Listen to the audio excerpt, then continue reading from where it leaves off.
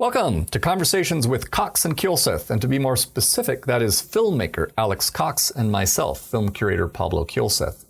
Alex will join us by phone from his home in Oregon, while I sneak away from my office to call him from one of the projection booths used by the International Film Series, which has been screening foreign and independent movies at CU Boulder since 1941. We will keep our chats to about 20 minutes as we discuss whatever movie-related topics grab our fancy. Thanks for joining us. Okay, action.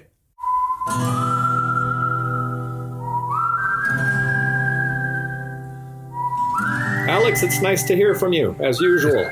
It's nice to hear your voice, too. You'll be pleased to know I was just listening to a nice, relaxing, soothing bit of electronica released the very good year of 1984 by Brian Eno and Harold Budd. The album is The Pearl. Oh, I don't think I ever heard that one. That's funny that they have an album called The Pearl. How is it? Well, it's very soothing, and I'll send you a copy since, of course, we both have fond memories of your dog, Pearl. Pearl. So, yeah. I'm drinking a beer in her honor now. I'm drinking a Pearl from 10 Barrel Brewing. And I'm lifting up a beer for Freya since we had the sad business of putting her Freya down today.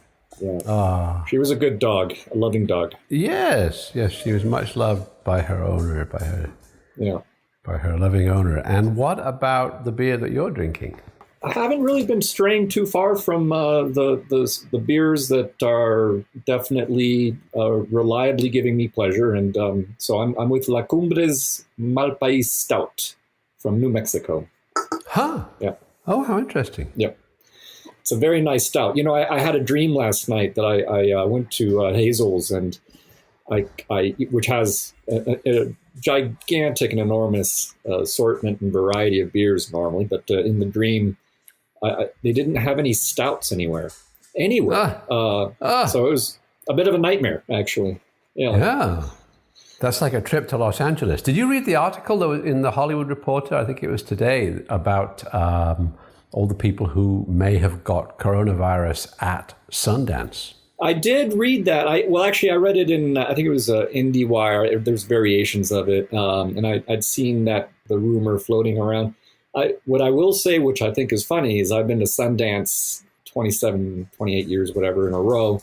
Yeah. I usually get sick when I go to Sundance. It's the Sundance cold. But last year was unique in that I did not get sick at this. Excellent. Last. The article that I read said that there's like the Sundance Flu that people come down with because it's right in the middle of flu season, and people, obviously you're meeting a vast number of people at a film festival. Well, the reason that everyone always gets a cold is because so many people show up to this ski resort town in the middle of winter, and they're completely they're dressed usually in completely inappropriate ways for the weather because they're there to be seen and photographed, and so you inevitably have people who are getting covered in wet slush and then freezing at night as they stumble from party to party, and then you sit next to these people in crowded movie theaters. So yeah, it's definitely a petri dish of sorts. But yeah, no, I happen to be lucky last time. Excellent. So, yeah. Well, long may your luck endure and your health be strong.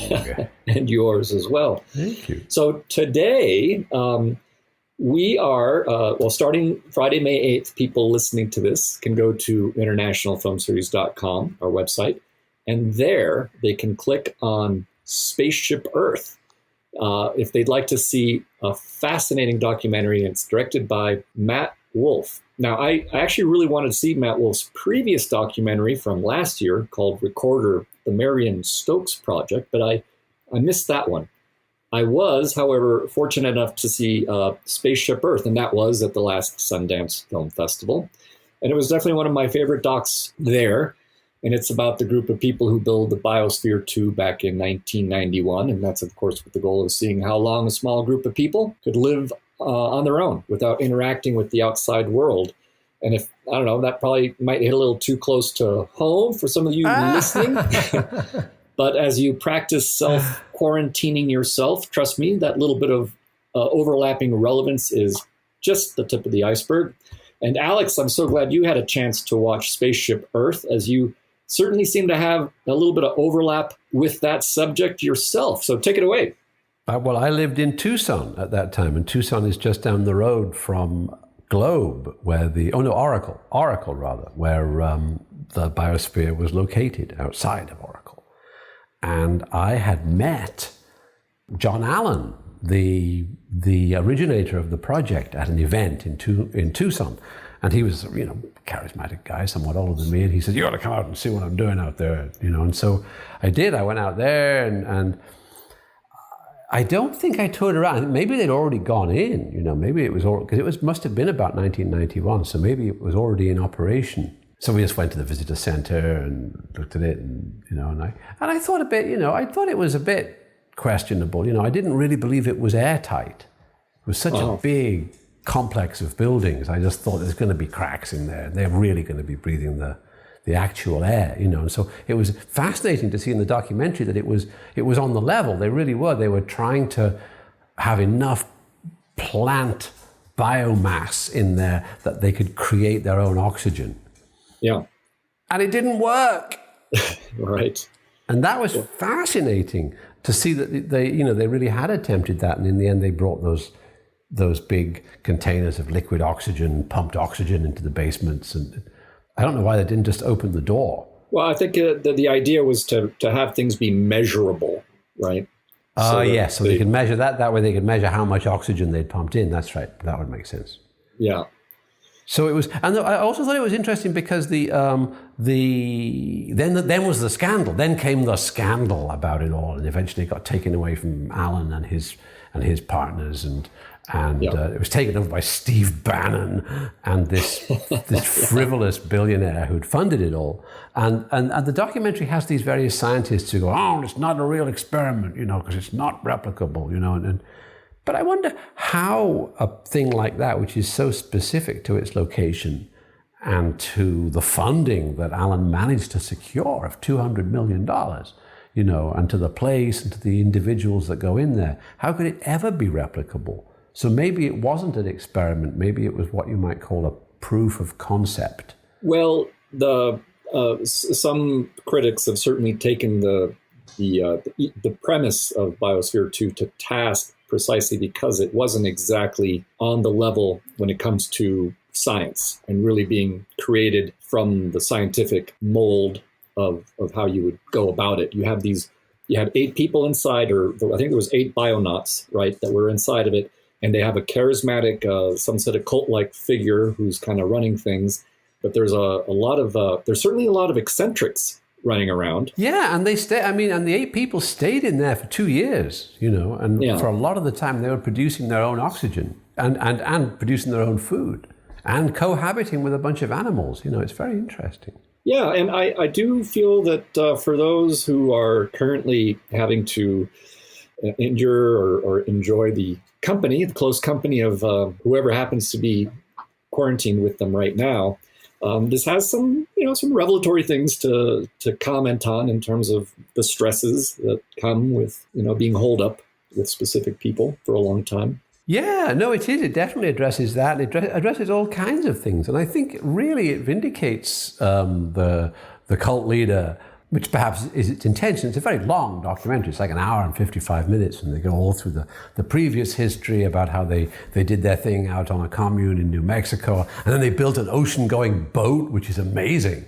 or a ship, and actually built an ocean-going ship and sailed it to all around the world. I mean, they're pretty can-do people, right. all of the members of this group, and one of them was this feckless billionaire who was persuaded to pay for the Biosphere. So it's interesting, and with the idea that this was something they could replicate on the moon or on Mars, right. And this would be that people would be able, like in the movie Silent Running with Bruce Dern, they would be able to grow enough plant life that they would be able to create oxygen, and it would be a self-sustaining dome on the surface of another celestial body. And we have John Allen to thank for demonstrating that this is not possible. And again, to remind folks, the Biosphere 2 experiment, very much as much a social experiment as other kinds of experiments, we're going there But Biosphere 2, it was called Biosphere 2 because Biosphere 1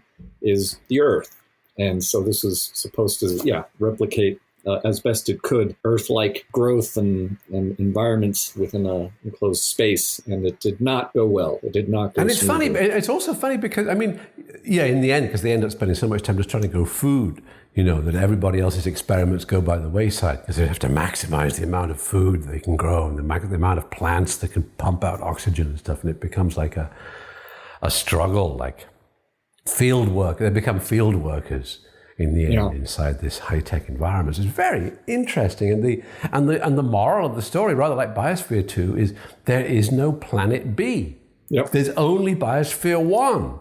And so we just have to do the very best job we can with Biosphere 1 because there is no planet B. Well, and I guess then, as we've already mentioned here before, but one of the upsides to this horrendous situation that humans find themselves in right now is that the air to Biosphere 1 currently has never been better than when all the people quarantined themselves from travel and from cars and from cruise liners and all that kind of stuff. So I think also factory output is down and oil refineries are full of oil. They're looking for tankers that, if you can buy a super tanker, if you can sell a super tanker, someone will buy it right now just to stick a load of oil in it.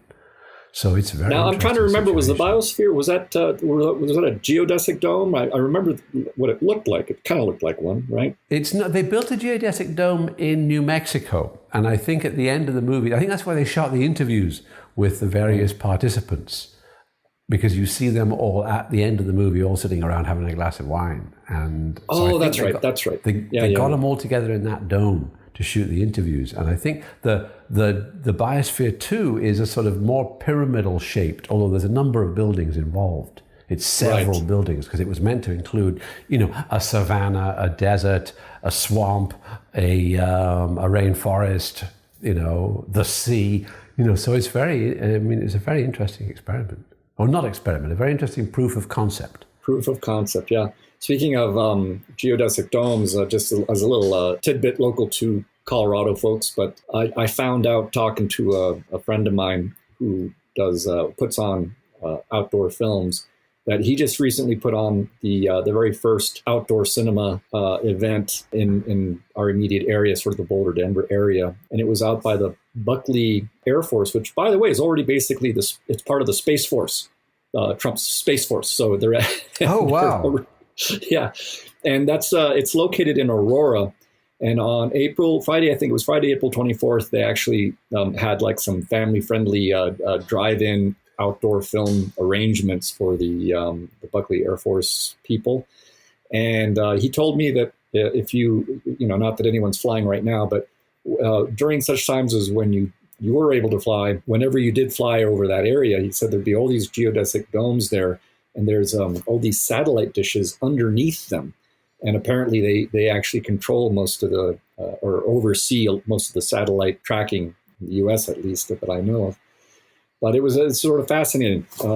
Geodesic domes here and there, doing different things. In New Mexico, there's a lot of that sort of alternate community, weird and experimental architecture. If you just drive through, like around Taos, there are these, not just in Taos, but all in that area, there's a lot of interesting kind of experimental architecture. Well, we have a little bit of experimental architecture here, thanks to Charles Hartling. Joel Hartling's father was an acolyte of Frank Lloyd Wright. I know what's the architecture? What building is it, or buildings? The Charles Hartling architecture in Boulder. There's Joel's got a book that's full of all the different buildings that his father designed, but they include that very odd-looking one that used to. I don't know if it's still an optometrist place. It's up on Broadway when it crests over past Pearl. There's that sort of a.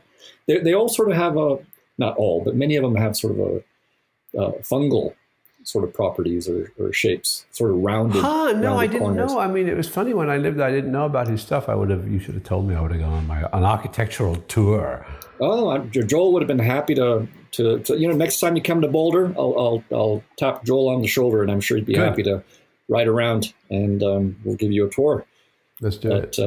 Yeah. But until then, anyone listening, please keep in mind that Spaceship Earth is having its, I think my favorite term for it is theatrical on demand, because you just watch it from the comfort of your home. But when you go there, and if you click from the International Film Series site, you'll be supporting the International Film Series by the distributors have kindly offered to split the ticket with us. And it's worth watching. It's it's interesting. And also you don't have to watch it all at once because it's quite long. You can pause it and come back the next day. I think you get it for like 3 days or something. So you can, well, it's under 2 hours. So it's still, I know that, you and I both like 90-minute films, but this one is I actually found it kind of fun and interesting and entertaining all the way through, that it's 2 hours to go by like that. So in a snap. There certainly are a bunch of very, very interesting and very can-do characters that it's all about. And how in the end it's kind of it all just comes apart, thanks partially to the internal dynamics of it and the hubris of the leader, but also due to like this feckless billionaire and Steve Bannon. It's interesting how it all comes about. It's really worth watching. It's a good documentary. Yeah. So we recommend it, and we hope that if you're listening in, that you'll tune into what Alex and I might have to say about the next film that we watch for next week. So thanks again, Alex, for joining me. It's my pleasure. And it's always a pleasure. Thank you very much. All right, Alex, take care. Say hi to Todd for me and give the dogs a good scruff. And love to everybody there. All right, take care. All right, bye-bye. Ciao. And cut. Okay, that's a wrap.